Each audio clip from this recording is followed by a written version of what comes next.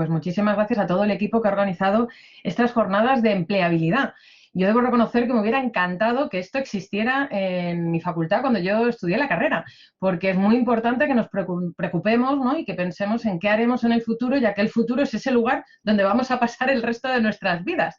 Y bueno, la sesión de hoy pues es estupenda, es maravillosa, es genial, a mí me entusiasma y me ha hecho mucha ilusión que además pues me hayan dado la posibilidad de poder presentar a nuestra primera invitada, Carol, y os digo que me entusiasma porque es una edición o una sesión, la de esta tarde, que está enfocada al mundo profesional de la edición. Un lugar donde, bueno, pues los que nos formamos en letras podemos vivir y vivir muy felices. Esto creo que también nos lo va a explicar tanto Carol como Elisa. Presentaré brevemente a Carol París y, bueno, contaros que es licenciada en Filología Hispánica y en Teoría de la Literatura y Literatura Comparada por la Universidad Autónoma de Barcelona. Contaros eso y confesaros que además fuimos compañeras de clase, porque todo hay que decirlo.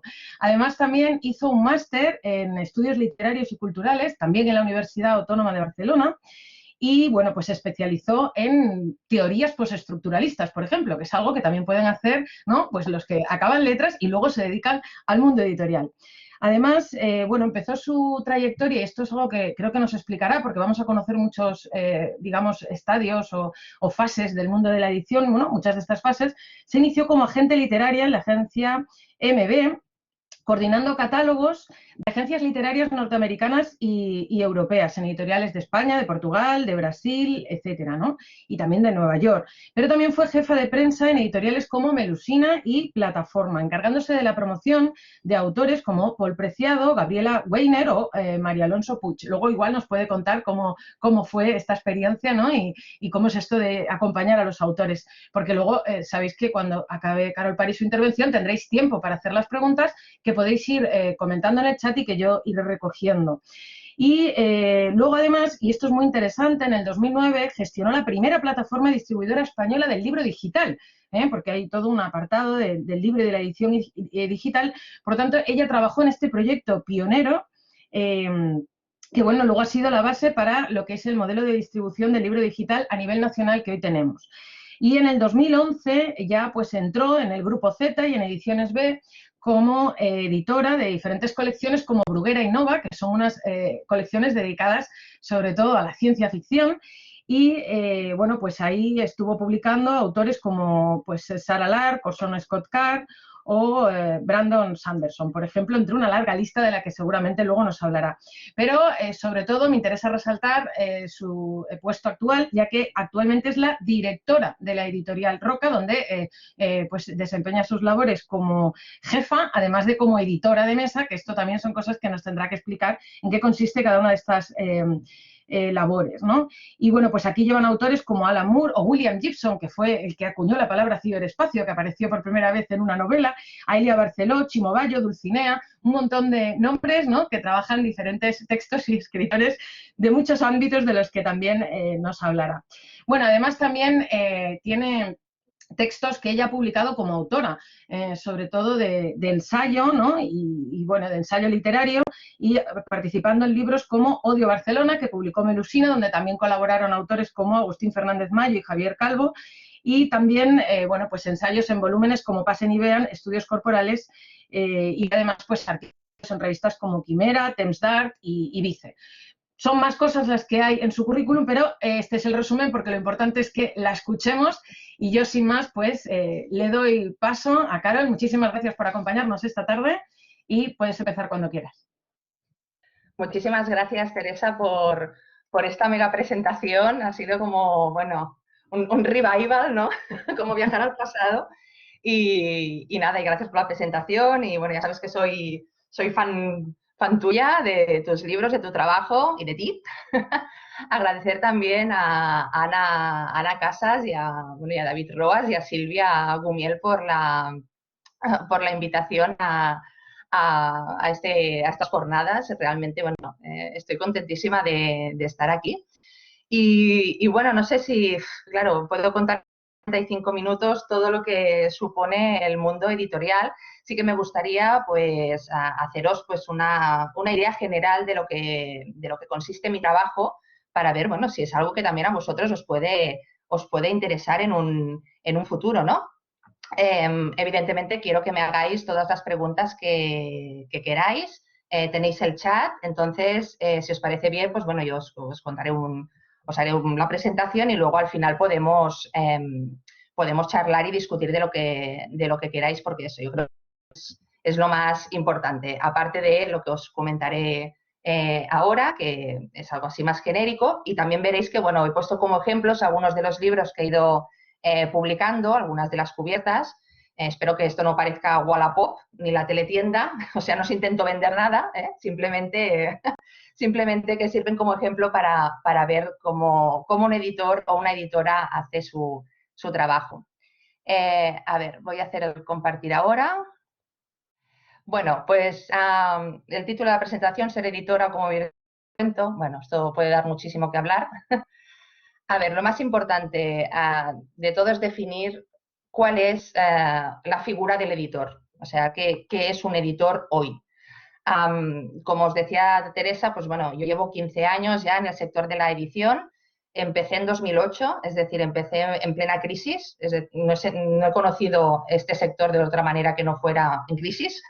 Y igualmente os tengo que decir que es un sector apasionante y absolutamente adictivo. Hay gente que dice que, bueno, que el sector del libro peligra. Esto es mentira. Este sector ha visto de todo, ha pasado por cantidad de tsunamis y siempre ha sobrevivido. Lo peor, digamos, que le puede pasar al sector del libro es que se trate como una especie protegida, ¿no? Que tienes que encerrar allí, pues, una especie de parque natural, ¿no? Y realmente lo importante de la edición es saber que no es un cajón estanco, no es una isla, no es algo aislado. El editor tiene que tener muy claro que lo que hace es trabajar en un mundo hipervinculado. Como editor trabajas de una manera multimediática, es decir, partes de la literatura, pero todo lo que haces acaba siendo híbrido.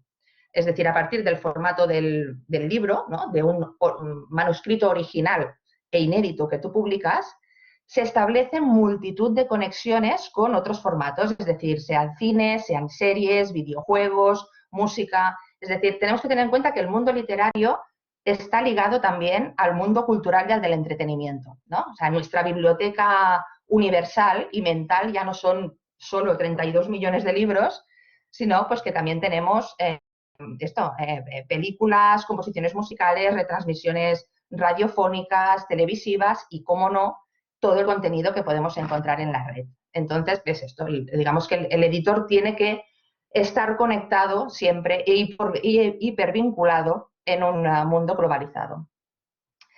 Es cierto también que como editores trabajamos desde el presente con el futuro. Yo, por ejemplo, ahora estoy trabajando con libros que se publicarán, que verán la luz en septiembre de 2022. Es decir, es un poco, es una cosa un poco cuántica, ¿no? Es como estar en dos sitios y en dos espacios a la vez. El editor tiene que también ser una figura oculta, es decir, trabajar en la sombra. Nadie tiene que conocer tu trabajo, es decir, no se tiene que notar tu trabajo en el texto. Si se nota, mal vamos. Y el editor siempre tiene que estar al servicio del libro. Un editor también es una persona que, bueno, es un filtro, ¿no? Y tiene como herramientas el criterio y el juicio. Comentaros que a mí, por ejemplo, me llegan una media entre 30 y 50 manuscritos diarios. Claro, con esta avalancha acabas, ¿cómo acabas, no? Tienes que tener la mente abierta y saber que el editor, o tú como editor, eres el primer lector y el primer intérprete. Y evidentemente, con todo esto, tienes que tener en cuenta que lo importante es escuchar y lo básico, que parece una tontería, pero es esencial, es saber leer, aprender a leer, ¿no? Y yo creo que, bueno, las carreras que estáis haciendo vosotros, los cursos, los estudios que estáis cursando, son la base necesaria y os sirven muchísimo para eso, para aprender a leer de una manera más rigurosa y más creativa. Leer textos literarios o textos audiovisuales, ¿no? Y este conocimiento, este juego, esta intertextualidad que puedes establecer con los textos, con sus tradiciones y demás, es lo que te ayuda también a generar tu propio criterio. El juicio, evidentemente, es esencial. Un editor tiene que tener la capacidad para saber decir sí o no. Es decir, ¿publico este libro o no le publico? Se dice que el editor, el buen editor, es aquel que publica solo una décima parte de los títulos que desearía o que quizá debería publicar. Y es cierto que con todo esto es importantísima la labor de la escucha. Es decir, como editor no tienes que lidiar solo con esto, con tu propio criterio y con tu propio juicio. Ni siquiera tienes que tener casi en cuenta tus gustos, porque el gusto del editor a nadie le importa un carajo. Lo que tienes que hacer es escuchar a esa figura que es como un poco indefinida y a veces amenazante, que es la que realmente actúa como juez, ¿no? Es el público, serán los lectores. En mi caso, por ejemplo, pues claro, no solo tengo que tener en cuenta el lector español, el lector en España, sino que también tengo que pensar en el lector de América Latina, porque los libros que publico también llegan allí. Otro punto importante es que el editor acumula una cantidad ingente de contactos, es decir, estás en contacto con gente a nivel nacional, a nivel internacional, con escritores, con periodistas, con agentes, con editores. Evidentemente, cuando empiezas no conoces ni al dato, es decir, es un trabajo que vas haciendo poco a poco y vas incrementando tus contactos. Tiene que tener también una curiosidad por lo nuevo desconocido. Es decir, no solo tenemos que publicar ediciones rigurosas de clásicos, sino que tenemos que tener la mente abierta y encontrar ideas para libros, encontrar escritores en un mundo cada vez más abierto. Y el último punto, que es un concepto que siempre me hace gracia, porque fue también acuñado por una profesora de la Autónoma, que se llama Mary Torras, que ella siempre me decía esto, ¿no? Que somos seres narracionales y realmente un editor más que racional, que lo somos poco, somos seres narracionales, bueno, casi como todo el mundo, ¿no? Pero es cierto, estamos conformados por el lenguaje y, bueno, cuanto más lo dominéis, evidentemente más se puede hacer y deshacer. Y es eso, la importancia de saber leer de una manera consistente y entender que todo, absolutamente todo, son narrativas, desde la literatura hasta el cine, hasta los videojuegos, etcétera. Entonces, bueno, sabiendo todo esto, piensas, bueno, ¿cómo puedo yo encontrar un libro para poderlo publicar en la editorial donde trabajo, ¿no? Pues hay muchas maneras. Tú puedes bueno, tener una especie de hallazgo editorial, encontrar un libro como por casualidad, o bien puede haber como una búsqueda deliberada. Un lugar donde encontrar este tipo de los libros que puedan ser interesantes para tu catálogo editorial son las ferias literarias. Hay varias, la más importante de todas es la Feria Literaria de Frankfurt, que tiene lugar en octubre de cada año. Luego también hay la Feria de Londres, que tiene lugar en abril, y la de Bolonia, que está especializada en libros infantiles y juveniles, que tiene lugar en finales de abril, principios de mayo. Evidentemente hay otras ferias como Torino, la de Göteborg, la de Nueva York o la de Guadalajara en México, pero la fundamental es la de Frankfurt. Allí se reúnen todos los editores y todos los agentes a nivel mundial y es cuando puedes tener reuniones con cada uno de ellos y ellos te presentan pues sus títulos, digamos, más candentes, ¿no? Y que creen que pueden interesarte. Se trata son citas como de media hora. Cada media hora tienes una cita con un editor o un agente internacional, un poco como si fuera First Dates, ¿no? Y allí te hacen sus propuestas, ¿no? Evidentemente ahora con todo lo de la pandemia pues no han tenido lugar, hemos hecho las reuniones vía Zoom y bueno, y hemos acabado todos zumbados. Dentro de estas ferias literarias hay una figura que también es fundamental, que es la figura del scout. El scout sería como un oteador. ¿Sabéis los oteadores de fútbol, no? Pues que van de país en país e intentan encontrar y descubrir cuál es el mejor jugador. Pues aquí pasa un poco lo mismo con el tema de los libros. Un scout principalmente se centra en su territorio, en su país, ¿no? Y intenta darle el soplo al editor sobre qué libros interesantes hay en ese mercado antes incluso de que la gente lo sepa, ¿no? Es eso, es una especie de figura encubierta que te va dando soplos, ¿no? de qué es lo interesante en cada uno de los mercados. Hay una lista tremenda de scouts. Quizá la más famosa es una scout que se llama Maria Campbell, que lleva sobre todo los libros que se publican en Estados Unidos. Y es eso, es una figura esencial.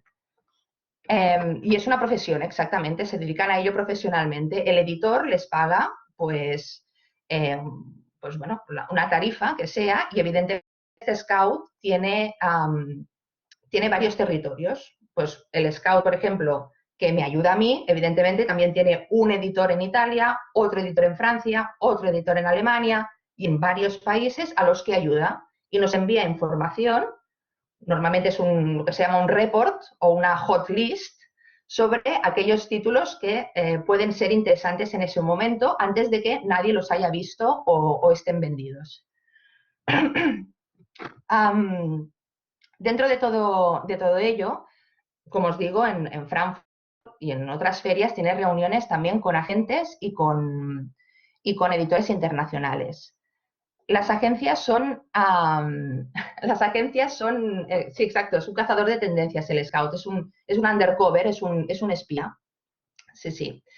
Las agencias literarias y los coagentes, bueno, son estas personas con las que tú como editor te reúnes y ellos te ofrecen sus libros.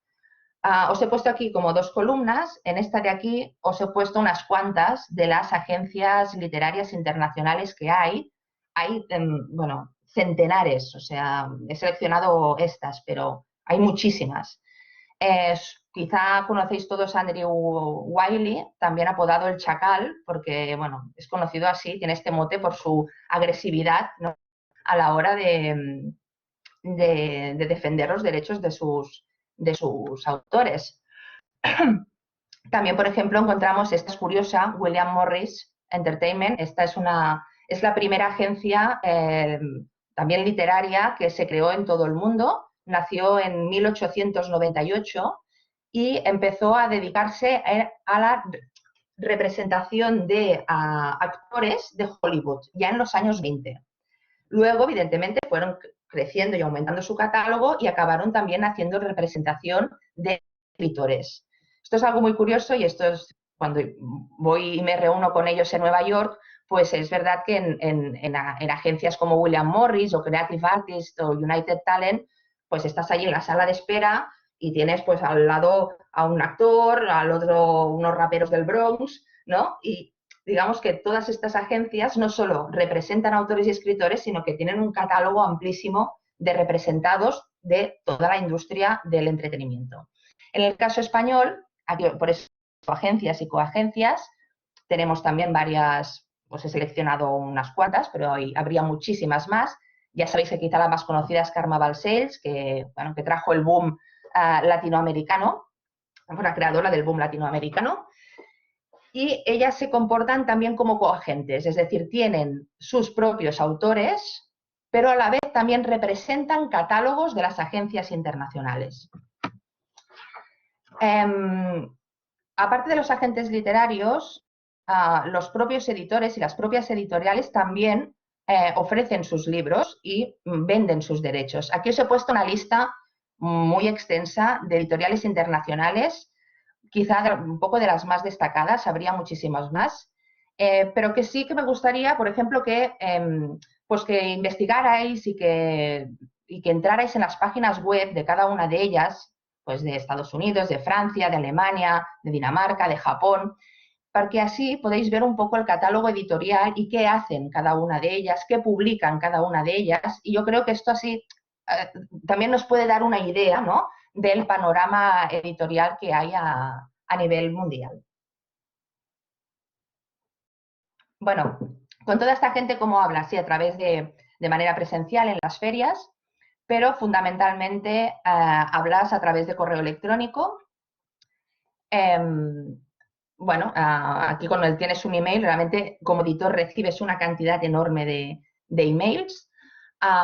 Lo que envían los editores y los agentes internacionales es lo que se llama una submission, es decir, una presentación de un libro. Pues te lo presentan en un mail, te ponen lo que se llama una pitch, que es la sinopsis del libro, una biografía del autor, te adjuntan evidentemente el manuscrito para que tú puedas leer y también bueno, te venden la moto, ¿no?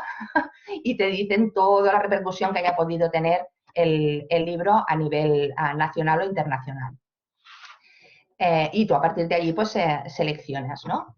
También hay otras maneras de encontrar los libros que no son quizá de una manera tan pasiva, sino que también puedes hacer una búsqueda más activa.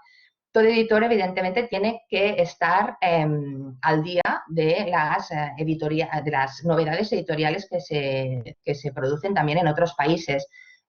Tenemos que leer revistas literarias. Aquí os he puesto unos 4 ejemplos. También visitar plataformas online como Goodreads. Goodreads es un arma muy, muy potente porque allí es como una especie de foro en la que el editor pues, puede leer los comentarios de los lectores que han leído el libro pues, en su país de origen, ¿no? También tiene que ver y estar al tanto de los rankings de los libros más vendidos a nivel internacional. Y también ver los ganadores de premios, ¿no? Pues bueno, quién ha ganado este año el premio Goncourt, o el Strega, o el Locus, o el Hugo, o el Nebula. Aquí en la siguiente os he puesto, este es un ejemplo también de búsqueda de cero y de que Reveidiles, que me sucedió a mí, es un libro que publicaremos ahora en un par de meses en Roca. Y todo empezó porque vi un tuit de Barack Obama, en el que él siempre pone su lista de los títulos que más le han gustado, en este caso en 2020, y recomendaba este, de Homeland Elegies, de Ayala. Y evidentemente dije, uy, voy a investigar, ¿no?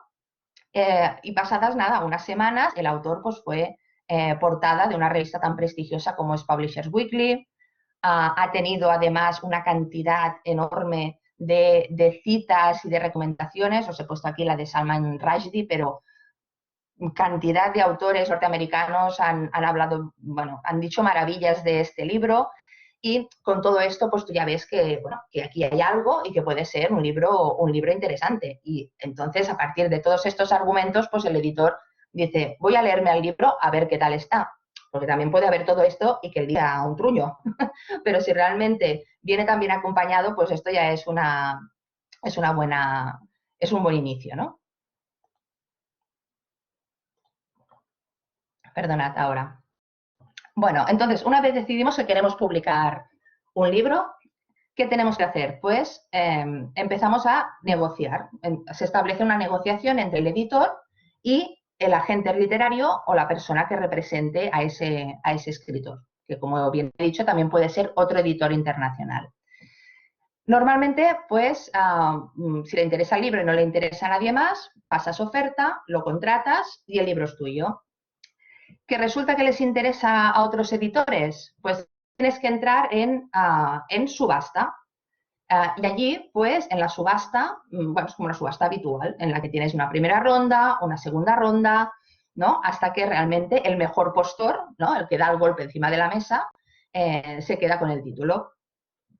De ofertas hay muchos tipos, tampoco, esto yo creo que daría para 2 sesiones más, pero sí que os quiero decir que hay una oferta muy curiosa, un tipo de oferta que se llama blind offer, que es la oferta ciega. Es decir, tú pasas su oferta, contratas un libro del cual no sabes casi nada. Es decir, no has leído nada. Quizás solo tienes la información del autor y un título no definitivo. Pero confías tanto en ese autor o en la idea que el libro puede transmitir que haces una oferta ciega. Y luego hay lo que se llaman las preempts, que son las preemptive offer, que son unas ofertas en las que, digamos, compras el libro por una suma tan elevada que lo que hace es retirar de la subasta a los otros editores que pudieran estar interesados en el libro. Como veis, es una especie de casino, ¿eh? Esto es un poco ruleta. Luego hay el tema del anticipo, de los formatos subsidiarios. Os lo pongo aquí más que nada porque, bueno, para que veáis todo esto, bueno, o sea, tengáis estos conceptos un poco en mente, ¿no? Sí que es importante saber, una cosa fundamental es que hay un tanto por ciento de royalties, que esto es fijo, que se trata de un 10% en el caso de autor nacional y de un 8% en el caso de autor internacional. 8% porque entendiendo que el otro 2%, que completaría y llegaría al 10%, va para el traductor.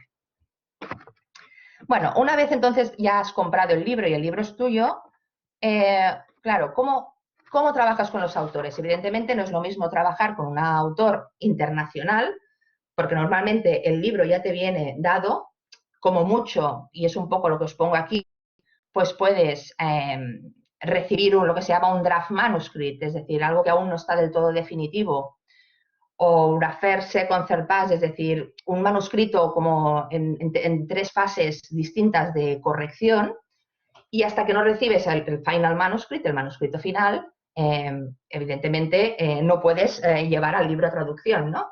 Pero digamos que el libro ya está hecho porque el autor internacional pues ya tiene en su país de origen el editor que, pues bueno, que vela por él y que trabaja el texto con él. En el caso de los autores nacionales es muy distinto y también es mucho más divertido porque, claro, puedes hablar con ellos, discutir, hablar sobre la trama, por favor no me mates o sea, que el asesino no sea el mayordomo, patatín, es decir, hay una creatividad mucho mayor y es mucho más divertido, trabajas más con el lenguaje. Y sí es cierto que tanto con autores internacionales como con los nacionales es muy importante hacer lo que se llama la política de autor. Como veis, pues aquí os he puesto 3 cubiertas de 3 novelas distintas de Elia Barceló, una autora fantástica, y como veis, pues bueno, intentamos seguir una especie de biblioteca de autor, unas cubiertas que englobaran su obra bajo un sello, una imagen distintiva, ¿no? En este caso utilizando cubiertas de Elita Cabellut. Y hay un segundo ejemplo que también veis pues, que hay una especie de correlación en las cubiertas, ¿no? Una coherencia, que son estas 3 ensayos, son obras de no ficción, de Gabriel J. Martín, un autor que me encanta, y él es el primer, por no decir el único, psicólogo especializado en psicología afirmativa gay. Evidentemente las cubiertas no dejan de ser también como la piel del libro, ¿no? Le dan su empaque, ¿no? A ver, se tiene que tener en cuenta esto desde la maquetación, desde el diseño de colección, y la cubierta, lo dicho, es un elemento esencial, ¿no? Esto es lo que Roberto Calasso llamaba que la cubierta es una éfrasis al revés, es decir, tienes que poner en una sola imagen todo lo que significa el texto, ¿no? Encontrar un equivalente de un texto en una sola imagen. Tiene que ser una cosa como muy precisa y además dirigida a un público que no sabe de qué irá ese libro, con lo que también le tienes que acercar a ese contenido y a que el lector sienta curiosidad por lo que hay allí dentro, ¿no? También hay una parte fundamental que es la redacción de las solapas y de la contra. La solapa, bueno, y la contra te tiene que contar de qué va el libro, evidentemente sin hacer spoilers, tiene que contar las virtudes del libro, a veces un poco bochornoso, ¿no? Porque, bueno, tienes que decir todo lo bueno y lo maravilloso que es, pero es que realmente es así como tienes que transmitir el mensaje y no deja de ser, pues bueno, como enviar una carta a un desconocido, porque también, bueno, no sabes tampoco a qué público puedes ir o no puedes ir o no puedes llegar. En la faja normalmente es donde ponemos todos lo que son los argumentos comerciales y hay distintos formatos, pues la tapa dura, la tapa blanda, el bolsillo, toda la sección digital que también daría para hablar muchísimo. Y bueno, y el formato bolsillo ya lo conocéis, evidentemente es un pocket, es un formato que te permite llevarlo en el bolsillo, en el abrigo, como, bueno, los formatos también son esenciales, porque bueno, ya sabéis, por ejemplo, el formato manga, ¿no? Tiene unas medidas y unas características muy determinadas que lo hacen muy manejable y bueno, ya sabéis que el manga, estos libros son de usar y tirar, los lees y literalmente los tiran luego a la basura, ¿no? En Japón. También eso, para hacer llegar al libro es importante tener en cuenta, y para crear la cubierta y demás, tener en cuenta a qué género pertenece el libro. Hay muchos géneros literarios, normalmente la gran categorización entre lo literario, lo comercial, ¿no? Esta distinción. Y luego hay un espacio intermedio que muchos denominan upmarket, que estaría pues, entre un espacio entre lo literario y entre lo comercial.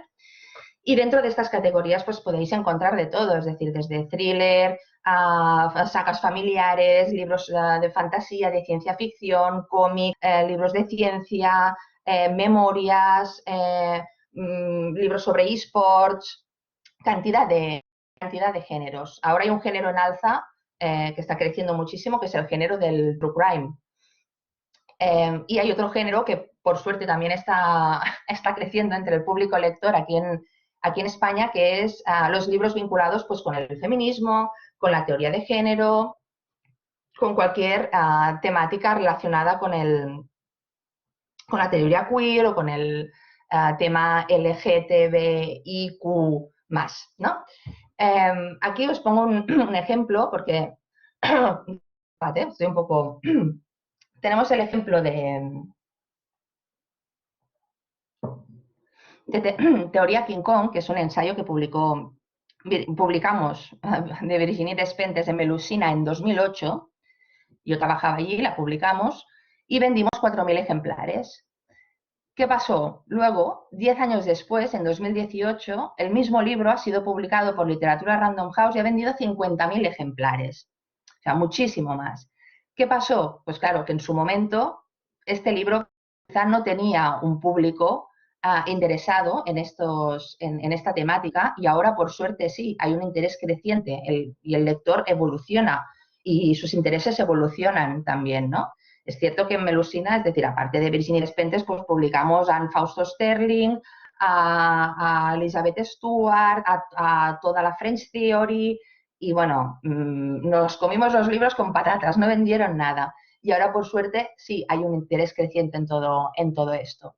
De aquí que diga un poco que el editor lo que tiene es que dar placer en este sentido, ¿no? En también escuchar al lector, ¿no? Y escuchar al público. ¿Qué pasa también cuando te inventas un género? Puedes inventarte también un género literario y, oye, y quedarte tan a gusto.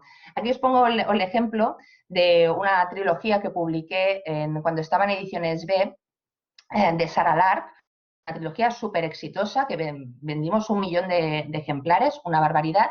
Entonces, claro, viendo tal terremoto, dije, ostras, digo, esto, aquí hay un filón. Y viendo libros de editoriales internacionales distintas, vi que había una unión entre libros que aparentemente no tenían relación entre sí, pero que sí coincidían en ser novela de aventuras, más novela histórica, más novela romántica, ¿no? Entonces, ¿qué hicimos? Pues crear esta colección que se llamaba Landscape Novels.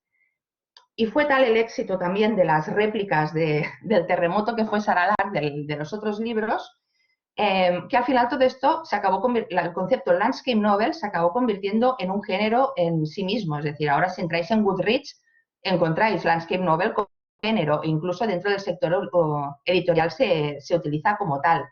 Y no deja de ser eso, es decir, son novelas, pues bueno, todas son casi, o sea, idénticas, sí, son lo puto mismo. Es decir, siempre es una mujer de finales del siglo XIX que se va a un país, se va sola a un país lejano a encontrar el amor y a encontrarse a sí misma, ¿no? Y os fijáis que también hay un diseño de cubierta que hace que todo esto también tenga una coherencia y se pueda convertir en colección o en género. Lo veis aquí, casi todas son paisajes y siempre mujer blanca, soltera, de espaldas busca. O sea, hay este tipo de esquema que funcionó muy, muy, muy, muy, muy bien. Y es eso, para crear un catálogo o un género, digamos que lo que tenemos es que unir aquellos libros que tengan como un determinado sonido, ¿no? Que nos remitan bueno, que nos digan como cosas similares y que podamos incluirlos o encajarlos en un mismo espacio. De aquí la importancia también de escuchar. Yo, por ejemplo, escuché en una entrevista que le hicieron a Rosalía que ella decía pues, que el álbum que había hecho, el de El mal querer, pues que para él se había basado en una novela que se llamaba Flamenca. Y dije, hostia, digo, ¿esto qué es?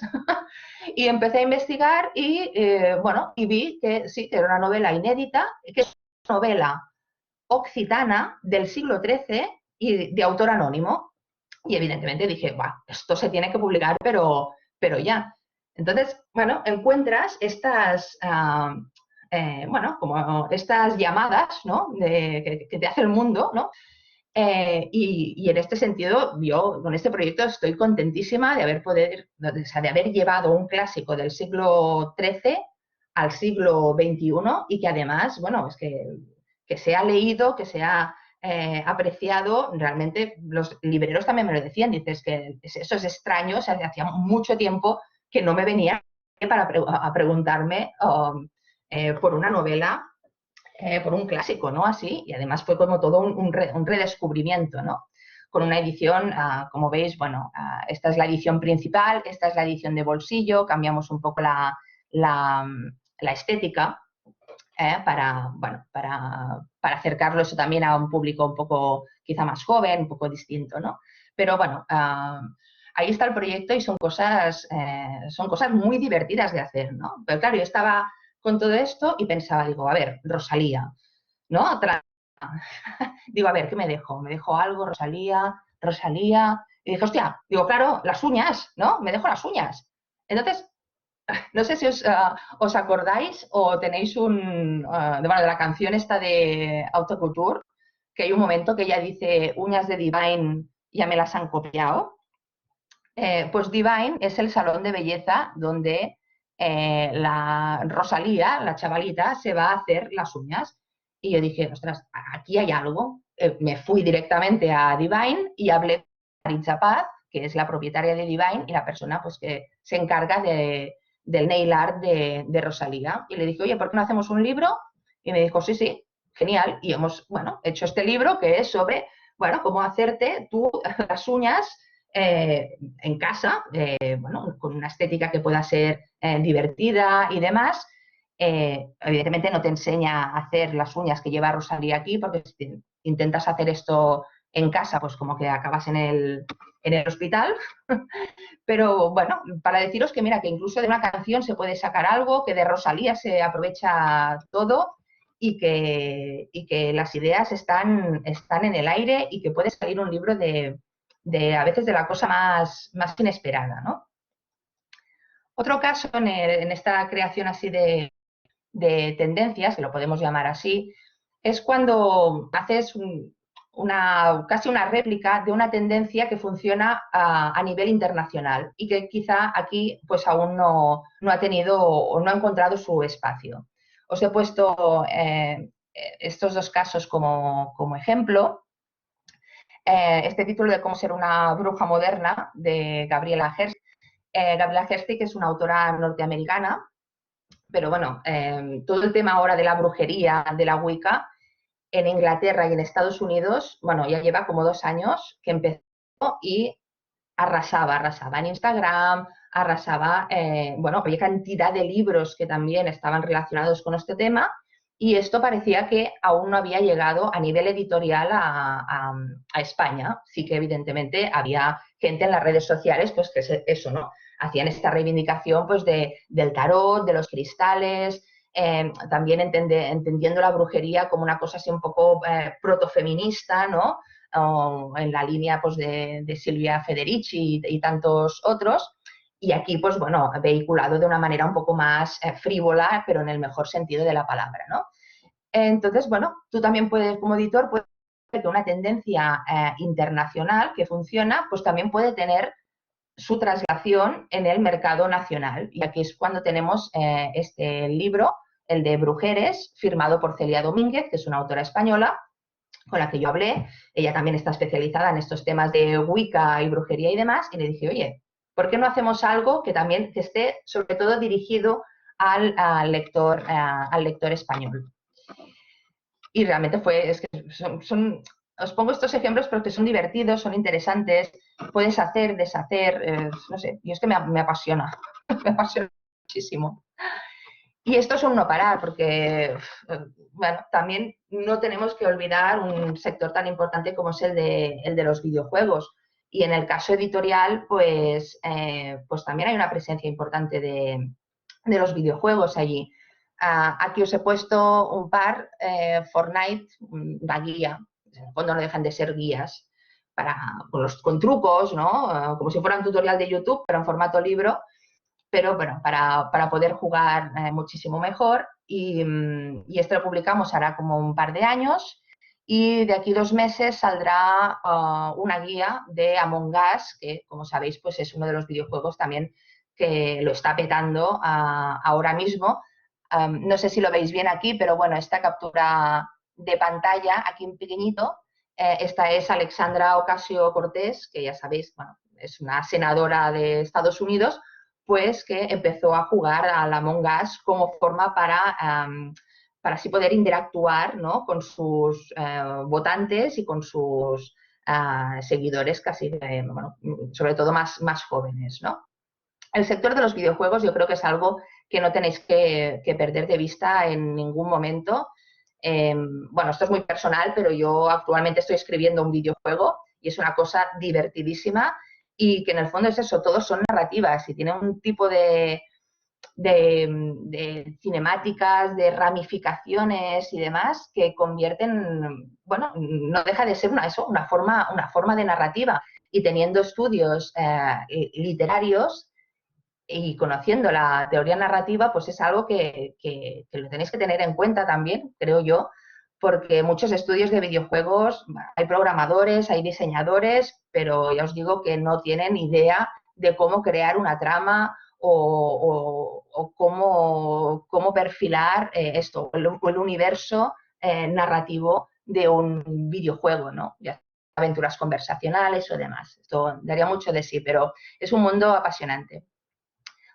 Ya este último ejemplo, lo que se llaman las novelas tie-in, es decir, una novela tie-in es una novela, es decir, se llama, pues, como, sí, es una novela que parte o se vende apoyada fundamentalmente en otra marca, ¿no? En este caso, esta trilogía, que se llama Five Nights at Freddy, viene avalada, o sea, es un subproducto, digamos, del videojuego de terror indie Five Nights at Freddy, que también es un videojuego que arrasa entre un público entre niños pequeños también, ¿no? Pues entonces el creador del videojuego, Scott Cawthon, el propio autor, decidió hacer del videojuego también convertirlo en novelas. Hizo esta trilogía, además con muchísimo éxito, nos ha funcionado muy bien. Y lo mejor de todo esto también es que estas novelas tie-in, esta trilogía, tendrá el año que viene, o de aquí a un año y medio, tendrá su adaptación cinematográfica. O sea, la podréis ver en cines, y además estará dirigida por Chris Columbus, que bueno, ya sabéis que es el director de Gremlins y de algunas de las películas de la saga de Harry Potter. Con lo que aquí, veis, encontramos como un triple salto mortal, ¿no? Del videojuego al libro y del libro a película. El sector del libro es esto, o sea, es una cosa que digamos que nunca te pertenece, ¿no? Es una cosa que viene y va. Aquí es otro ejemplo clarísimo de cómo estos contenidos pueden tener distintas manifestaciones, y puedes partir de un libro. En este caso os pongo el ejemplo del El Marciano, de Andy Weir, que yo publiqué en Ediciones B en 2014, y posteriormente tuvo su adaptación al cine. Ahora veis aquí el póster de la película, protagonizada por Matt Damon. Y, como no, pues nosotros también en Ediciones B aprovechamos y retapamos este libro pues con la imagen de la película. Aunque aquí, bueno, Matt Damon hace la cara un poco, parece que está un poco agobiado.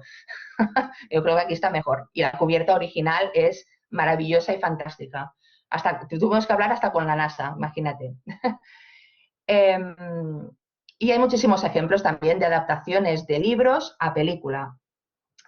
Este que publiqué en Roca ahora en 2020. Es un libro, Historias del bucle, de Simon Stalenhag, que es un libro con un formato así, lo que se llama un coffee table, y es, bueno, es una aventura, o sea, sí, bueno, es arte narrativo, porque no es ni una novela. Y a partir de este libro se hizo, Amazon Studios compró los derechos para hacer una adaptación a serie y hicieron Tales from the Loop, que la podéis ver en Amazon, y es una serie de ciencia ficción brutal. Y habría muchísimos casos más, os he puesto aquí unos cuantos, pero para que sepáis también que hay una correlación muy directa entre la literatura y el cine, ¿no? El audiovisual en este caso. Aquí, pues bueno, otro autor de Roca, Philip Pullman, con La Brújula Dorada, que ha tenido también su adaptación a serie, en este caso producida por HBO, también la podéis ver en sus pantallas. Y como último, el caso más reciente, que ha sido este libro que publicamos en Roca, de Arsène Lupin, la saga de Arsène Lupin, de este autor, Maurice Leblanc, del que habíamos publicado todos los libros hará como unos 8 años o así. Y ahora, a raíz de la serie de Lupin, que se hace en Netflix, que se emite en Netflix, pues lo hemos vuelto a redistribuir, en este caso con, ya veis aquí, pues la faja, como os comentaba, con los argumentos comerciales y demás. Bueno, espero no haberme extendido mucho, me he extendido un poquito, pero con eso ya estaríamos. Menuda chapa, ¿no? Os he dado, pero cuando queráis pasamos a las preguntas. Para nada, bueno, Carol, muchas gracias. Voy a aplaudir porque con esto de que tenemos el virtual, que por lo menos se oigan los aplausos. Vale. No, gracias a vosotros, oye, que hacía mucho que nadie me aplaudía. Pues un segundo, mira, voy a así quito el PowerPoint y nos podemos ver de nuevo. Por aquí dice que bueno, que ha habido más aplausos en silencio. Muchísimas gracias porque ha sido una charla muy completa. Yo creo que se han llevado una idea pues muy enriquecedora de todas las facetas, ¿no?, que hay dentro del mundo de la edición y que quizá no se imaginaban, ¿no? Como pues lo que hace un agente literario, lo que hace un editor. Las cosas que tiene que tener en cuenta, ¿no?, como la portada, la faja, lo de los scouts, ¿no?, estos espías, esta CIA literaria que es fascinante. Yo cuando me enteré por primera vez no daba crédito y de hecho fue en un San Jordi, ¿no?, y alguien me dijo que era scout y yo le dije yo también, pensando que eran los exploradores estos que se van al campo de Baden-Powell, ¿no?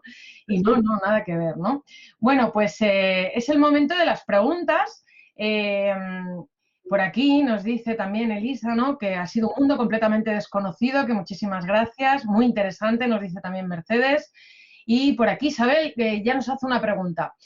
¿Qué opina usted sobre el éxito que están teniendo los libros que salen de la plataforma Wattpad? ¿Conoce a alguien que se haya lanzado a la elección de una de sus obras? Sí, hoy parece un concurso, ¿eh? A ver, sí, esto era, bueno, hubo un caso paradigmático, ahora como 5 años o así, de la editorial Planeta, ¿no?, que sacó una trilogía de Anna Todd, se llamaba, la autora, y los libros no me acuerdo, pero bueno, sí, son libros, lo que se llama young adult, ¿no?, de libros juveniles, y la plataforma Wattpad es muy curiosa porque tampoco diría que es tan exitosa como parece. Y si hay algún éxito, tienes que rebuscar y hacer mucha medicina forense, es decir, y mucha arqueología para buscar en toda esa plataforma online un contenido que valga la pena, porque realmente, o sea, es como, ahí escribe todo el mundo, no hay ningún tipo de filtro, no hay ningún tipo de edición, está todo evidentemente cargado de faltas de ortografía. Y digamos que el éxito de Wattpad no surge tanto de Wattpad en sí, que sería como quien va a una especie de casting, sino de ese editor que en Wattpad busca quizá una nueva voz o ve un contenido más o menos interesante y entonces le da una forma. Pero claro, el éxito en Wattpad, no, yo creo que hay plataformas como YouTube, Instagram, de las que salen autores o contenidos mucho más relevantes. Pues muchas gracias. Y por aquí hay otra pregunta que quizá, ¿no?, nos plantea lo contrario, ¿no? Cuando a lo mejor hay un encargo, ¿no? Silvia preguntaba qué pasa cuando, por ejemplo, se le dan anticipos. Si nos puedes explicar esto de los anticipos, que a lo mejor tampoco lo sabe la gente, ¿no? Y que, por ejemplo, pues tú haces un libro por encargo o un autor te propone un libro, hay un anticipo, pero luego, por ejemplo, no se entrega nunca porque al final, pues la vida le supera o lo que sea y no se entrega el libro. ¿Qué pasa ahí, no? Y cómo funcionan estos procesos de un encargo quizá, ¿no? En lugar de encontrar el texto y traértelo, pues encargarlo. ¿Qué nos puedes contar? Claro, hombre, normalmente cuando encargas un libro ya sabes a quién se lo estás encargando. Es decir, y ya sabes que será una persona pues que cumplirá, ¿no?, con su, con su, con sus horarios y demás. Y evidentemente, o sea, si dices, bueno, es que estoy hablando con un escritor o escritora al que le he encargado un libro y me dice, mira, no llego, necesito 6 meses más.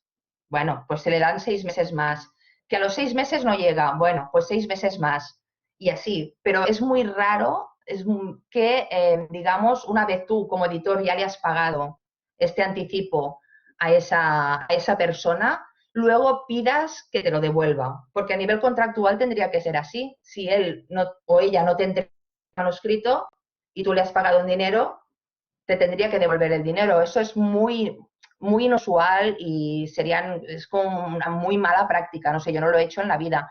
Antes he preferido, evidentemente, esperar a que esa persona pues encuentre el momento y si no se da la ocasión en la fecha que habíamos pactado, pues oye, pues se dice otra fecha, pero que el proyecto siempre intente salir adelante, sí. También hay una manera en la que pagas un anticipo, hay muchas maneras de pagar el anticipo, lo puedes pagar a la firma, cuando tú firmas el contrato, pero también si ves que va de este palo, también puedes decir, pues hacemos el pago a la publicación del libro. Y evidentemente la persona trabaja sin ese anticipo y se le paga una vez el libro está en la calle.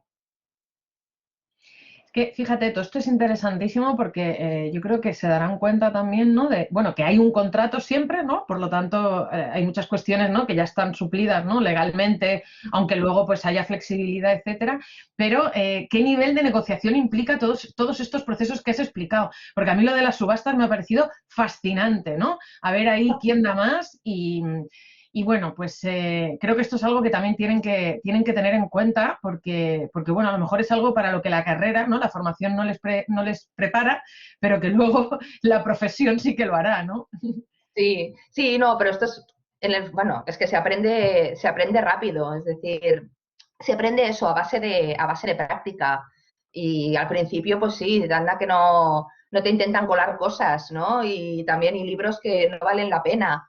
Y estás allí como también luchando con tu criterio de esto funcionará, esto no funcionará. Y en el caso de la negociación es lo mismo. Llega un momento que ya con el tiempo solo que pases 10, 15 ofertas ya vas viendo un poco cómo funciona. Es decir, no es tan complicado como parece. Quizá os he dicho mucha palabreja, pero en el fondo, cuando ya le pillas un poco el truco, siempre son más o menos las mismas reglas y las mismas normas. Sí que es cierto que para eso pues tienes que tener también un conocimiento del sector editorial que te rodea, el de tu propio país, ¿no? Porque tú ves un libro, y en mi caso yo veo un libro y pienso, bueno, pues este libro, aparte de a mí, lo que le va a interesar, pues, a Grijalbo o a Plaza y Janés, ¿no? O a tal otra editorial y no le interesará a tal otra. Entonces, en el fondo también ya sabes, cuando estás dentro, un poco con quién compites, ¿no? Y hasta dónde puedes llegar. La gente siempre te aprieta y te pedirá siempre más dinero de lo que el libro realmente vale. Claro, bueno, y en este caso también a ti te respalda una editorial, ¿no?, potente que económicamente también puede afrontar ciertas negociaciones que a lo mejor otras editoriales no se pueden permitir, ¿no? Que esto también pues es importante, ¿no?, que se sepa. Pues Claro. sí, hay un montón de preguntas que están Ay, comentando por aquí, voy a ir diciendo algunas. Por ejemplo, Silvia también comentaba a raíz de lo que has empezado diciendo, ¿no?, que te llegan como 30 o 50 manuscritos. es una locura, yo solo de pensarlo. Sí, Y claro, aquí a lo mejor, bueno, nos dice que si los lees todos, les echas un vistazo, ¿cómo lo haces? Aquí a lo mejor nos podrías hablar también de esa figura del lector, ¿no? Al que se le pide informe a veces por 60, 80 euros brutos, ¿no? Que muchos estudiantes, sobre todo durante la carrera, ya lo van haciendo y se inician muy así bien. en el sector editorial. Si nos pudieras contar eso, porque a lo mejor hay alguien interesado en empezar a ser lector o informante, ¿no? Y cómo no, y cómo afrontas esos 50 manuscritos diarios y estás aquí vivita y coleando para contarlo. Sí, sí, estoy vivita, pero tú has visto que me los llevo, o sea, soy fatal, o sea, al final a una ya no le da la vida. Porque además es eso, si eres un poco curioso, pues te gusta acercarte a todo, investigarlo, verlo, valorarlo, pero no se llega a todo. Te llegan manuscritos y a veces hay cosas que a mí me llevan libros infantiles, evidentemente de estos ya pues los borro directamente de mi cuenta de correo, de mi mail, porque no publicamos libros infantiles. Entonces, igualmente, los libros que pueden ser sujetos a valoración por la editorial también son muchísimos y como bien dices tú, yo leo en diagonal de una manera así genérica. Si veo que un libro me interesa mucho, los que leo en diagonal es porque más o menos ya sé que los voy a descartar, pero quiero ver un poco ahí dentro. Si pienso que son más o menos interesantes, leo las primeras 25 o 50 páginas, con esto ya te haces una idea.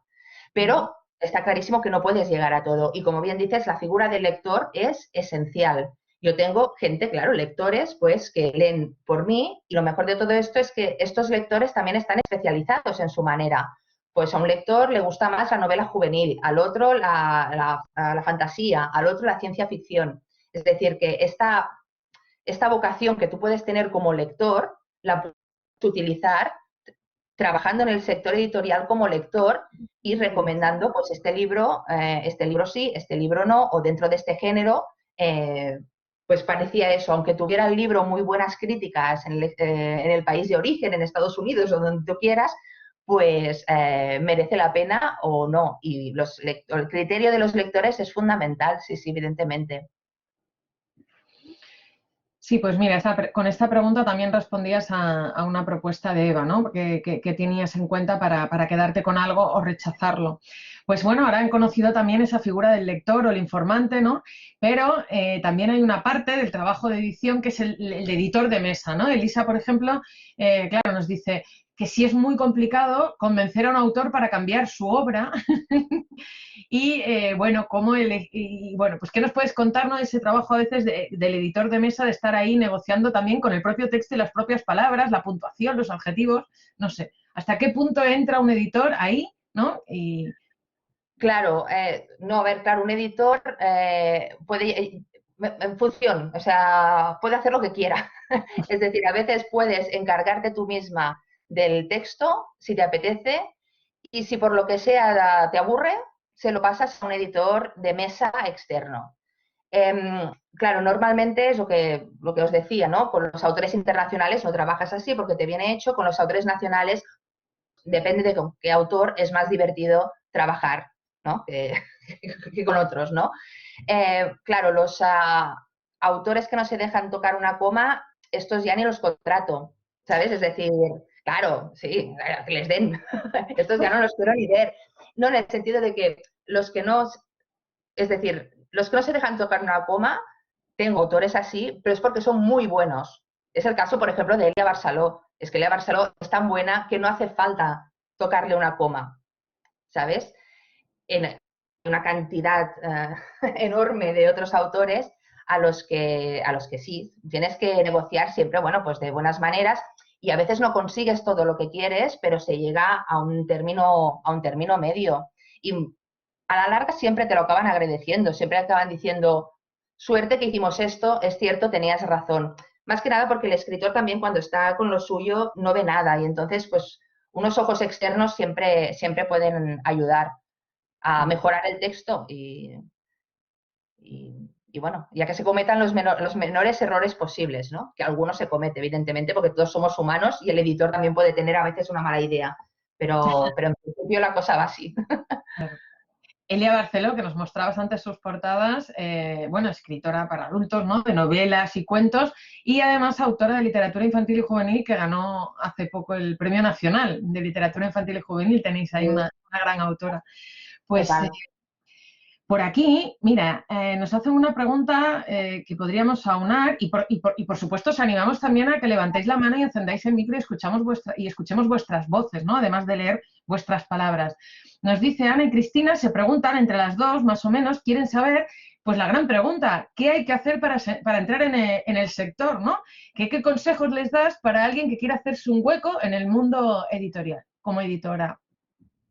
Uf, claro, es que tendría que volver a remontarme, ¿no? A las colonias del colegio, ¿no? O sea, a ver, yo no sé, mira, yo es que empecé en el sector del libro, em, pues bueno, mientras trabajaba en la universidad. Yo estuve trabajando de librera en una librería, pues para pagarme los estudios. Estudiaba y trabajaba a la vez. Allí, digamos que ya estuve en contacto con el sector del libro, trabajando de librera, y vi ya un poco cómo funcionaba todo esto. Es decir, me pasaba todo el día haciendo devoluciones de libros. O sea, yo tenía unos brazos de levantar cajas brutales.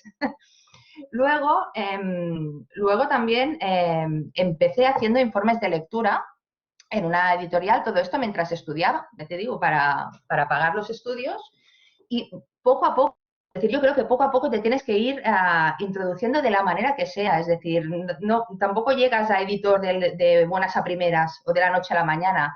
Y quizá no quieres llegar a ser editor, quizá lo que te interesa es ser agente literario o te interesa más llevar la parte de prensa y de comunicación. Es decir, tienes que intentar ver y probar y conocer un poco de todo este sector que es apasionante, que va desde esto, desde los escritores hasta los libreros, pasando por distribuidores, por gente de prensa, por lectores, por editores, por directores editoriales, por agentes. A ver, empecé en 2008, digamos, el trabajo oficial que fue en la agencia literaria, en MB, y yo entré haciendo paquetes y llevándolos a correos. Pero yo estaba allí que me intentaba, ¿sabes?, cascarme de todo. Y poco a poco, pues ellos en esta agencia me fueron dando un poco más de responsabilidad hasta el punto que ya empecé, pues eso, a llevar catálogos. Es decir, si te interesa el sector, tienes que meterte en él de algún modo, aunque pienses que el hecho de ser librera no te servirá para ser editor, te va a servir. Todo lo que esté conectado con el mundo del libro te va a servir de una manera u otra. Y también porque en el fondo siempre somos los mismos, somos unos pesados. Entonces, un poco una vez ya estás dentro, al final también acabas allí pues sabiendo qué ofertas hay, sabes que pues, si se necesita un becario en tal sitio, en tal otro, etcétera. Pues estupendo, ¿no? De librera a ejecutiva, directora de la editorial. Esto es fenómeno.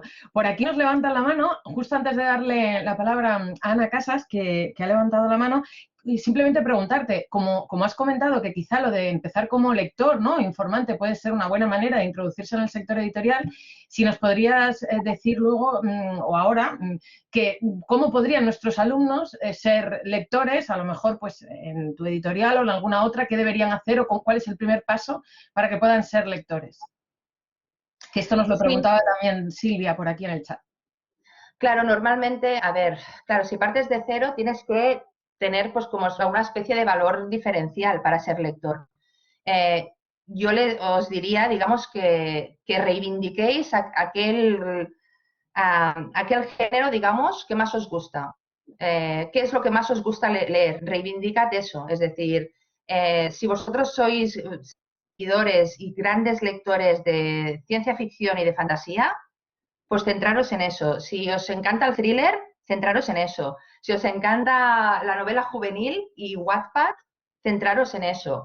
Y enviad, evidentemente, currículums a las editoriales demostrando que tenéis un conocimiento del género, de ese género determinado, ¿no? De aquí un poco que también os decía que es importante que investiguéis las editoriales, las páginas web y demás para que sepáis quién hace qué. Porque, claro, no enviarás, si eres un amante de la fantasía y la ciencia ficción, pues no enviarás tu currículum a una editorial que no trata ese género. Yo también os animo, por ejemplo, a trabajar en una agencia literaria. Empezar por una agencia literaria es un trabajo muy interesante porque también te da esta perspectiva internacional que luego como editor necesitarás. En Madrid tenéis una cantidad enorme de agencias literarias eh, que, bueno, os podría pasar una lista aparte de los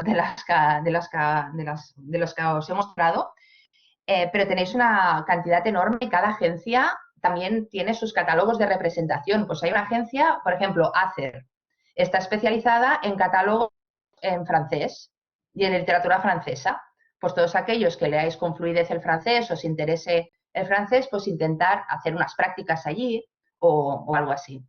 Caso de los lectores ya es un poco más a puerta fría, pero yo realmente cuando recibo currículums de lectores que se ofrecen como lectores, sobre todo veo esto y busco que estén especializados en algún género, sobre todo en algún género que a mí se me escape, ¿no? Como la novela juvenil. Claro. Muy bien, muchas gracias. Pues Ana Casas y David Roas, que habían pedido la palabra. Bueno, gracias, Carol. Yo había hecho mis preguntas por el chat, así que no voy a decir nada y va a hablar David. No, yo simple enlazar con el principio de tu charla y con la presentación de Teresa y sobre todo pensando en el objetivo de estas jornadas, de presentarle, como has hecho muy bien a los alumnos, qué es el mundo editorial. Pero yo pienso en tu formación, ¿no? Que has hecho teoría literaria, yo te tuve en clase estupendamente, has hecho filología, has sido levantadora de pesos en librerías de Barcelona y demás. Pero dice fantasía. Y dice fantasía, con lo cual yo creo que mis clases no acaban de funcionar del todo, pero lo recuperaremos en algún momento, daremos unos cursos extra. Pero más allá de la coña, realmente tú como teórica de la literatura, porque tú te has formado ahí, con Teresa de compañera y demás, ¿cuánto hay en tu olfato? ¿Cuánto hay en tu disposición como editora que debas no solo al propio gusto que tú decías con muy buen ojo, que los editores, su gusto es una cosa que debe quedarse en casa, y en las editoriales tiene que haber otra cosa, y también eso, ¿no? ¿Qué debes tú a tu formación? Porque yo conozco editores y editoras que no han pasado por ninguna carrera de letras, que vienen de otros mundos y tienen muy buen olfato. ¿Qué hay en ti, no? ¿Qué debes tú a la teoría literaria, a nuestra hermana filología y demás, para diseñarte como editora? Pues no, sí, no, gracias por la pregunta porque es verdad, es decir, bueno, mira, digo o fantasía porque al final una ya se contamina del fantasy, del sci-fi, de todas las palabrejas inglesas, porque claro, trabajas ya más trabajas más con gente de fuera, ¿no? Que con gente de dentro y al final acabas contaminando. Pero sí, es decir, o sea, un poco sonaré, parecer la Pantoja, ¿no? Se lo debo todo, ¿no? Parecerá una folclórica, pero es que se lo debo todo a la carrera de filología, a las clases de teoría de la literatura, al máster. Yo me acuerdo eso, bueno, una profesora mía de instituto, mi profesora de literatura, yo era fan de ella, de Teresa Barjau. Yo le dije, digo, oye, mira, digo, me quiero dedicar a la literatura, digo, no sé si, pues, escribir o esto, o algo de la edición y tal. Y me dice, bueno, lo primero que tienes que hacer es aprender a leer. Y claro, yo le dije, ah, vale, sí. Yo, sí. Y claro, yo llegué a casa y dije, digo, a ver, digo, en un lugar de La Mancha de cuyo nombre no quiero acordarme. Digo, hostia, digo, ¿sabe qué va? ¿No? Digo, yo sé leer. Y evidentemente al entrar en teoría de la literatura y al entrar en filología me di cuenta de que no sabía leer. Y que esta carrera es fundamental para eso, para aprender a leer los textos con rigurosidad y sobre todo a conectarlos entre sí, a conocer la tradición si quieres para subvertirla, a tener esta cantidad ingente de contenidos que tú mismo, un poco a lo Minority Report, ordenas y reordenas. Y como editor haces un poco esto, también por la avalancha de títulos, ¿eh? Pero es un entrenamiento absolutamente necesario. Y es lo que os digo, tanto en el sector editorial como en cualquier otro sector, creo yo, leer textos narrativos, literarios, audiovisuales, todo es una narrativa. Como os decía también en el caso de los videojuegos, es decir, los que hemos estudiado humanidades, literatura y demás, jugamos con ventaja, pero una ventaja enorme por encima programadores, ingenieros y demás, porque la filología y los estudios literarios te permiten entender qué es la narrativa. Y luego, claro, lo que dices del olfato, hay gente que no tiene este tipo de estudios y también es editor. Bueno, sí, todos a veces hay libros que funcionan y libros que no funcionan. Es decir, esto a un editor le pasa siempre. Y siempre como editor estás desconfiando continuamente de tu propio criterio y poniéndote en duda constantemente. Es decir, esto es bueno, esto no, yo creo que sí, pero ya verás tú cómo la cosa no va a ir bien. Pero es fundamental el estudio literario, es fundamental. Y la fantasía. La fantasía y la imaginación que nos falten. Pues por aquí, bueno, como tenemos ahí a Ana, creo que podrías leer tu pregunta, si quieres, ya que tienes el micro. Ah, bueno, era por no acaparar mucho. A ver, voy a leer mi pregunta. Sí. Carol, al principio has dicho que el sector del libro se adapta a todas las circunstancias, que sobrevive, ¿no?, a todas las crisis. Y entonces, bueno, te quería preguntar cómo estáis enfrentando la crisis del COVID desde el sector del libro. Y también otra pregunta que me ha venido a la cabeza mientras te escuchaba, con relación a la autoedición, ¿no? Si hacía sombra a la edición convencional. Bueno, pues en el caso de la COVID, no sé si nos afectará, pero nos ha afectado. Ahora mismo no nos está afectando tanto, pero sí que evidentemente el confinamiento ese global que tuvimos tan heavy durante 3 meses afectó muchísimo. Claro, todas las librerías cerradas, no hubo Sant Jordi, no hubo Feria del Libro de Madrid, que son unas citas importantes también para la venta de libros. También a nivel interno editorial nos afectó en el sentido de que yo tenía programados determinados libros para publicar durante esas fechas y tuvieron que saldar y los vamos a publicar ahora en 2021, con lo que ya tenemos todo el año, casi todo el 2021 lleno.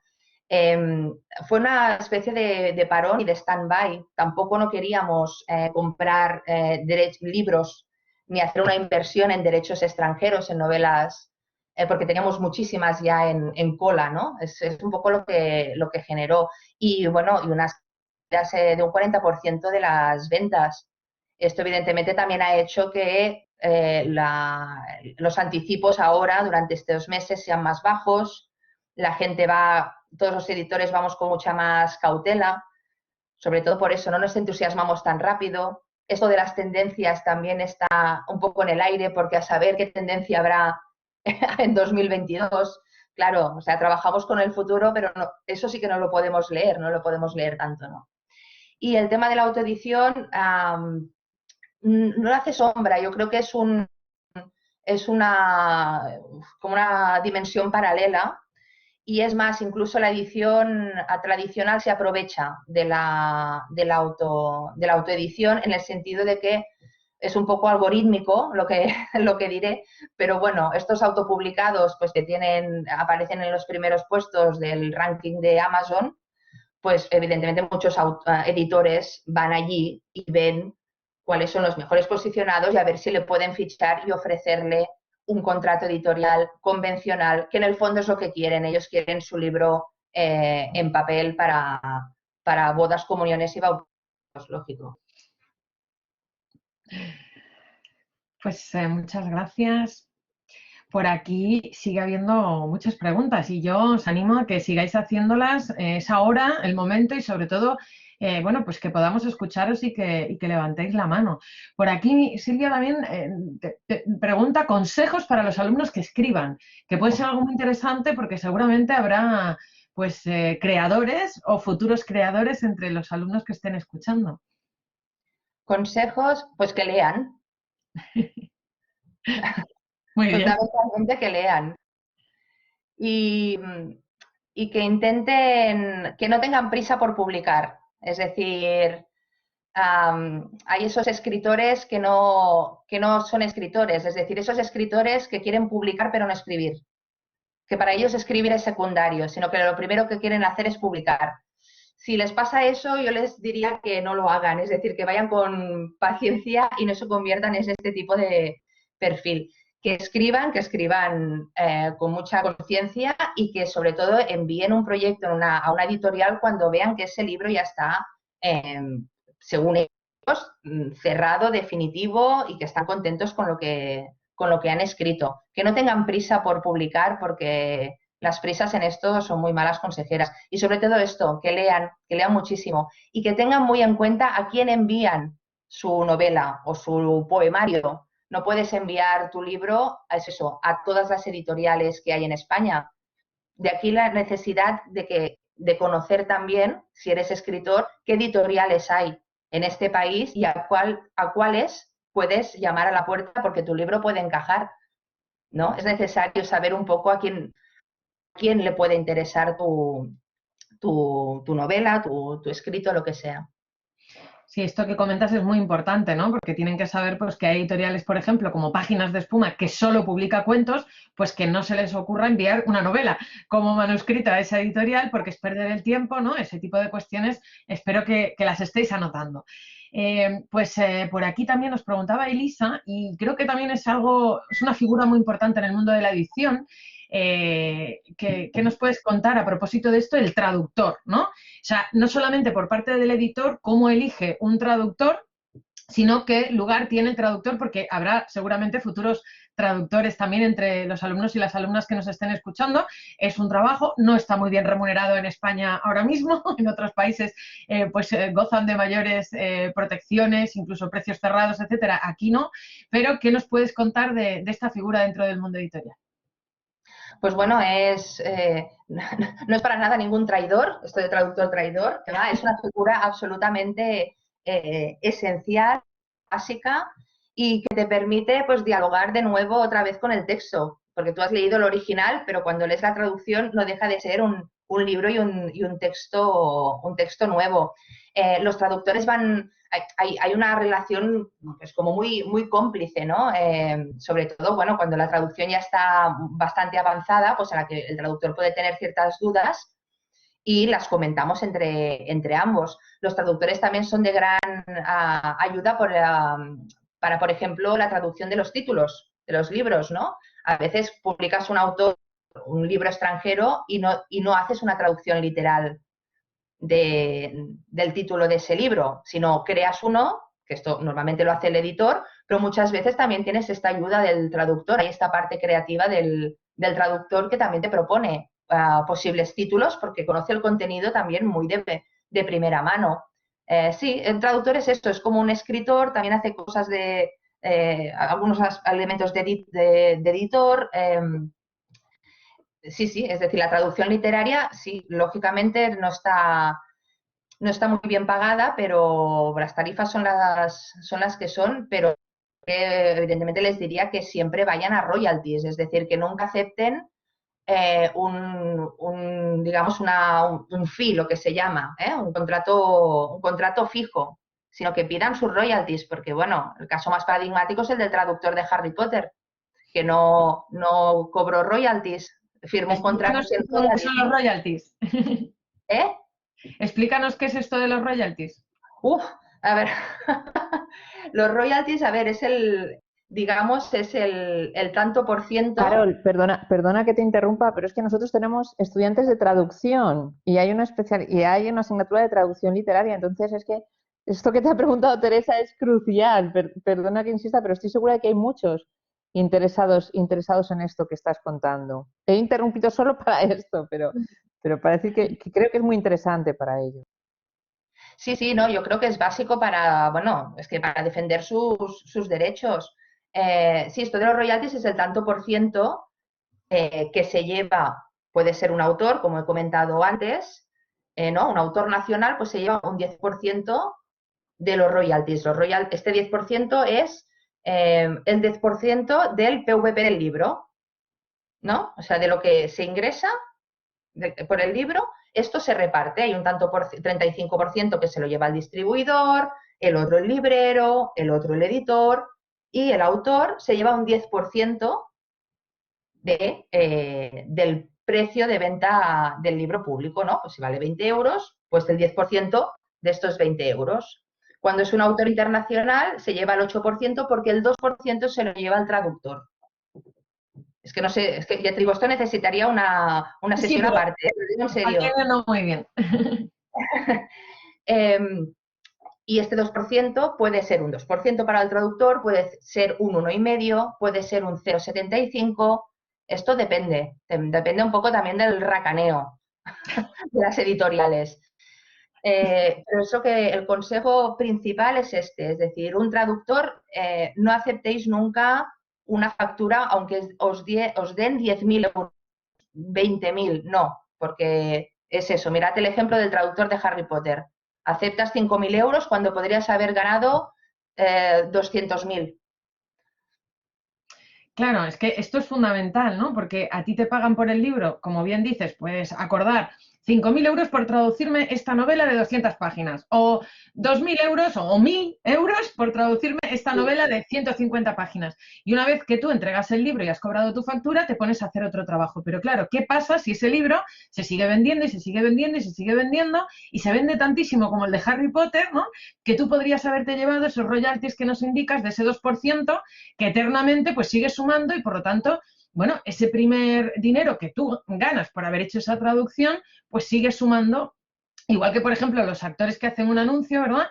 Les pagan un dinero por ese anuncio, si al cabo de 10 años el anuncio se vuelve a poner, tienen que volver a cobrar esos derechos, ¿no? Pues lo mismo pasa con los traductores. Esta información práctica que nos das es muy importante para que revisen bien ese primer contrato que hagan con esas editoriales, ¿no? Y ha sido genial esto que has explicado de cómo van esos tantos por cientos que habitualmente no lo sabemos, ¿no?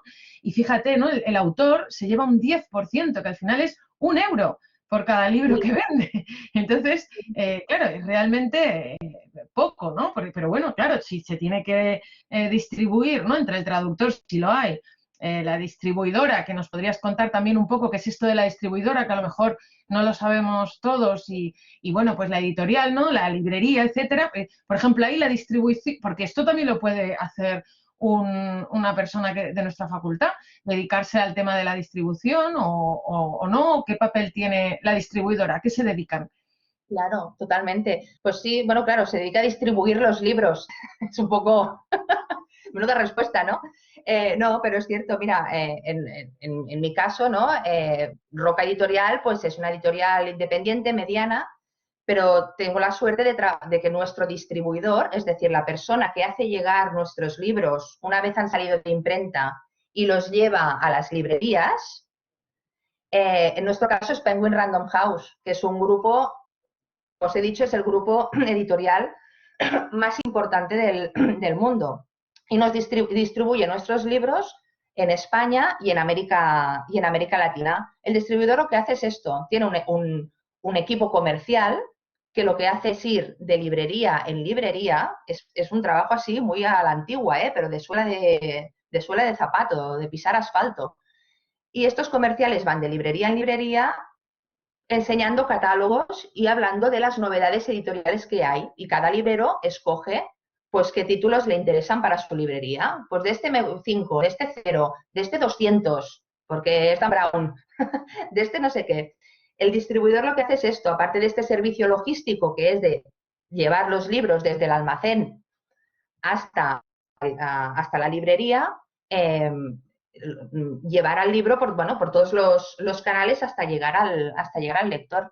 No sé si me he explicado muy bien, pero... Sí, y de hecho, pues también es otra de esas maneras, ¿no? De empezar a acercarse al sector editorial a lo mejor, con trabajos, ¿no? Que, bueno, incluso pueden empezar a lo mejor a desempeñar antes de que finalicen los grados. Pues no sé si hay más preguntas o los traductores, si tienen algún interés en alguna pregunta en concreto. Por aquí sigue habiendo consultas, ¿no? Yo voy a seguir leyendo porque yo había notado varias cosas, pero creo que es más importante que leamos lo que nos van diciendo por aquí. Mercedes, por ejemplo, en relación a lo de la creación, pregunta si crees que es necesaria una formación en escritura creativa para ser escritor, ¿no? Porque, bueno, no hay grado, hay másters, eso sí, en algunas universidades no hay un grado. Entonces, ¿qué nos puedes decir a propósito de si crees que es necesaria una formación en escritura creativa para ser escritor? Claro, no, aquí no hay y casi que no. No, a ver, es cierto, por ejemplo, en Estados Unidos hay mucha tradición de esto, de, de, de grados en licenciaturas en escritura creativa, pero te das cuenta que esos grados en el fondo no dejan de ser grados de filología o de teoría literaria, es decir, un poco lo que hacemos nosotros en filología o en teoría de la literatura, con una vertiente práctica, pero ahí el contenido, ¿no?, que dan también muy teórico. Yo creo que es eso, lo importante es leer y escribir, y ir practicando. Si ir a un curso de escritura creativa, pues mira, te sirve para salir del armario, no sé cómo decirlo, ¿sabes? Para poder, bueno, no sé, a veces hay gente que tiene pánico a la página en blanco o le da vergüenza compartir sus textos. Si lo quieres hacer como terapia, fantástico, ves a un curso de escritura creativa, pero no creo que sea excesivamente necesario. Yo antes esto les invitaría a ir a un curso de narrativa o conocer un poco más la teoría y aunque sea las bases mínimas de Aristóteles, ¿no? Y con eso ya crear. Aristóteles y Genet, ¿no? Sí. Ahora, ya que tenemos a nuestro profe de narratología por ahí presente, pues por aquí, mira, Eva María Corregidor tiene una pregunta y nos dice, ¿y sobre la formación de editor? Hay varios cursos, ¿alguno que nos recomiendes? Máster, ¿no? En edición, no lo sé. ¿Qué nos dices? Ya. Uy, es que esto, ¡fua! Es que va a sonar fatal, pero bueno, no sé, yo creo que no. Mira, yo tenía la misma duda, yo cuando empecé a trabajar, estaba en la agencia literaria, en la MB, y estaba haciendo los paquetes de los libros para llevar a correos, yo se lo pregunté a mi jefe, a Mónica Martín, y le dije, oye, ¿tú crees que es necesario que me apunte a un máster de edición? Y bueno, no ves cómo se puso, ni de coña, ni en broma, tal. Bueno, no, claro, no sé si me lo dijo porque, claro, quería que me quedara allí haciendo paquetes o porque, claro, o porque tampoco lo veía extremadamente necesario. Yo no he hecho un máster de edición. Hay mucha gente que se apunta a un máster de edición, valen sus dineros. Es también porque, bueno, tienes contacto, es decir, escuchas distintos testimonios de distintos editores, pero bueno, un poco lo que he hecho yo hoy es contaros mis batallitas. No sé yo si pagar a veces determinados precios para, ¿sabes? Algo que quizás se puede llegar a conocer con 7 o 8 sesiones. Yo creo que no hace falta más. Y luego un montón de experiencia, que es lo que tienes que tener, pero hay conceptos que haces 3 4 sesiones y ya los tendríamos más o menos, todo el mundo los tendría claro. El máster de edición yo creo que sirve para hacer prácticas, o sea, porque allí sí que tienen pues unos convenios más claros entre ese máster de edición y una agencia literaria en concreto o una editorial en concreto. En ese sentido sí que ya vas un poco más teledirigido. Pero parece que esto que tiene piedras sobre mi propio tejado, ¿eh? Pero no sé, yo no soy muy partidaria de los másteres de edición. Como máster en tal, unas 3, 4 charlas, fantástico, pero no más. Claro, bueno, esto que dices es muy importante, ¿no? Y hay una gran diferencia entre lo que sería el máster de investigación, ¿no? De hecho, aquí nos recuerdan a Casas que tú has hecho un máster en estudios literarios, que es lo que te ha permitido, ¿no? Tener esos contenidos, ¿no? Y esos conceptos y esa parte teórica que te ha ayudado luego a algo que has aprendido en la práctica, que es la profesión. Y luego, claro, hay otro tipo de másters, que son esos másters con un perfil profesional, ¿no? ¿Dónde estarían pues, los másters de edición que hay pues, en Madrid o en Barcelona, en distintas universidades? Aquí también, Ana Casas, aprovecha para recordar que en la Universidad de Alcalá tenemos un máster en estudios literarios hispánicos estupendo. Creo que, no sé si iba a decir algo. Y de hecho, bueno, también hay profesores de estudios literarios y culturales hispánicos. Perdón, es que no he dicho bien todo el título. Buena puntualización, gracias, profesora Casas. Y bueno, me acordaba yo aquí también ahora de Emilio Torné, que es un editor también de la Universidad de Alcalá de Henares, que es profesor del Departamento de Filología, Comunicación y Documentación, que de hecho pues da clases también en un máster de gestión cultural en la Universidad Carlos III sobre temas de edición, ¿no? Y bueno, en su caso tiene también un perfil de documentación, bueno, siempre perfil de letras, ¿no? Que nos llevan a todos estos lugares y encuentros. en el campo literario, ¿no? Donde vemos que hay numerosas profesiones con, bueno, perfiles donde se aúna lo literario con lo comercial, ¿no? Y coordinador de prácticas externas, nos dice Silvia. Sí, la editorial de Emilio se me acaba de ir ahora de la cabeza. Ay, bueno, ya me vendrá. Que no bueno, que tiene, de hecho, una editorial que publica sobre todo poesía. Se me ha ido ahora también el título. Calambur, exacto. Muchas gracias, Ana. Calambur, la editorial Calambur. Pues no sé si hay más preguntas, si hay alguna otra cosa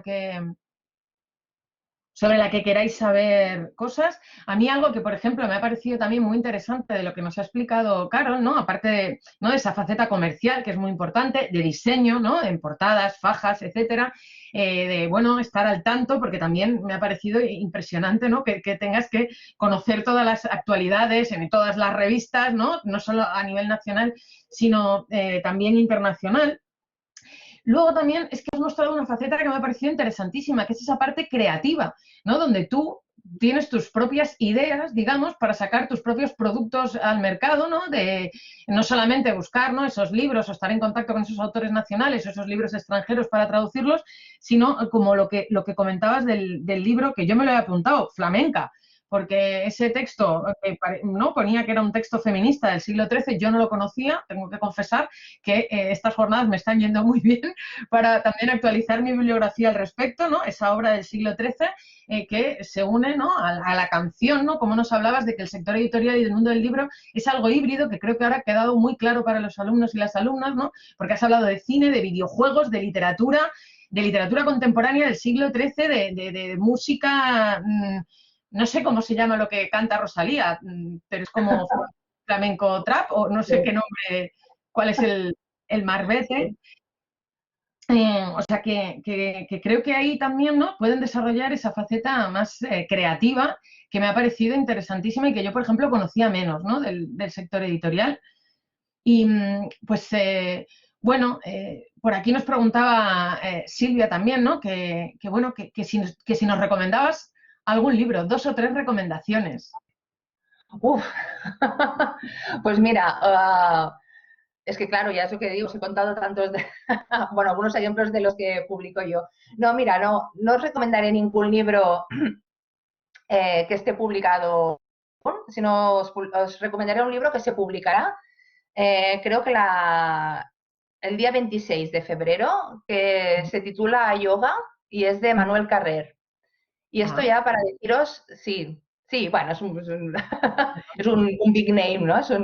Es un gran nombre, pero casi que prefiero, sí, recomendaros un libro que aún no esté publicado, que es algo que también los editores pues tenemos en mente, en el sentido de que ya hace tiempo que sabemos que ese libro se va a publicar y yo ya hace tiempo que le he echado el ojo. Lo publica Anagrama y no sé qué tal estará el libro. Yo supongo que evidentemente, siendo de Emmanuel Carrer, será un libro brillante, pero es eso, bueno, esta ansia por descubrir lo nuevo. Y ahí os Pues, lo dejo. pues muchísimas gracias por esta recomendación del futuro, ¿eh? Sí. Y yo no sé si hay alguna otra pregunta.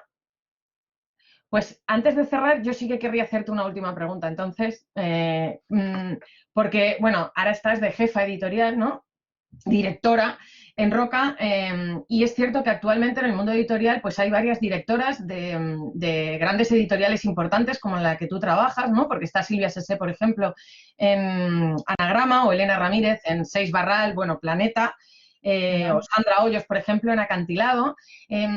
Bueno, como llevas tantos años en el sector y has pasado por todas las etapas y todas las fases, querría un poco que nos dijeras, porque además, bueno, hay una gran presencia, ¿no?, de mujeres en el mundo de las letras, ¿cuál es ese rol o ese papel que tienen las mujeres dentro del sector editorial, viendo que ahora pues hay muchas que ocupáis puestos directivos importantes, ¿no? ¿Y cómo lo has vivido tú un poco a lo largo de estos años? Sí, no, es cierto. A ver, claro, somos pocas las que tenemos, digamos, un cargo así como directoras editoriales aquí en España. Pero sí que es cierto que la mayor parte de de empleados, digamos, y trabajadores que hay en el sector editorial son mujeres, somos mujeres. O sea, bueno, lo típico, que llegan a puestos de poder, pues los hombres antes las mujeres, y mujeres somos menos, pero en los puestos de más responsabilidad, pero el sector editorial es un sector eminentemente femenino. Y sobre todo es esto, ya no es el sector editorial de Alfred Knopf o de Leonard y Virginia Woolf, ¿no? Que estaban allí pues en su despacho aislados, sino que estás terriblemente conectado con otras editoriales y con todo el mundo. A nivel internacional yo creo que hay más presencia hay muchísimas más mujeres con cargos directivos que aquí en España, pero bueno, todo se andará. Pero sí que es cierto que como director editorial tienes que tener un conocimiento muy amplio de todo el espectro del libro, como decía, desde el manuscrito hasta que llega el lector a las librerías. Tienes que tener este prisma un poco más genérico y más global y tener en cuenta todas las especificidades, ¿no? de cada momento en la trayectoria en la publicación de un libro, ¿no? Y esto de las mujeres realmente es algo que tenemos que ir cambiando, porque es eso, somos también mayoría, como siempre. Muy bien, pues ¿hay alguna otra intervención, alguna otra cosa que queráis preguntar? Pues entonces lo dejaríamos aquí para que haya tiempo para hacer una pequeña pausa antes de la siguiente intervención. Y bueno, por aquí dicen que muchísimas gracias, que ha sido muy interesante, nos dice Silvia. Bueno, yo creo que ha sido fascinante escuchar todo lo que nos has contado y hemos anotado aquí además una recomendación de un libro del futuro, de próxima publicación. Y que queden cosas también en el tintero es importante, ¿no? Porque a mí me ha llamado la atención, por ejemplo, que no preguntaran por el Chacal, ¿no? Y esas historias de agentes literarios que son de película, ¿no? Y que llevan pues, a las viudas de autores como Borges o Italo Calvino. Así que esto queda ahí para que les pique el gusanillo y quieran saber más sobre el mundo de la edición y las agencias literarias. Por aquí dicen que muchas gracias, que les ha encantado escucharte. Así que bueno, yo cerraría con otro aplauso. Muchas gracias, Carol, por acompañarnos. Muchísimas gracias a vosotros, de verdad, ha sido un placer y bueno, es que me pasaría horas y horas hablando con vosotros, ¿eh? Y ya sabéis que aquí estoy para lo que queráis. Muchísimas gracias por la atención y por la invitación. Muchas gracias.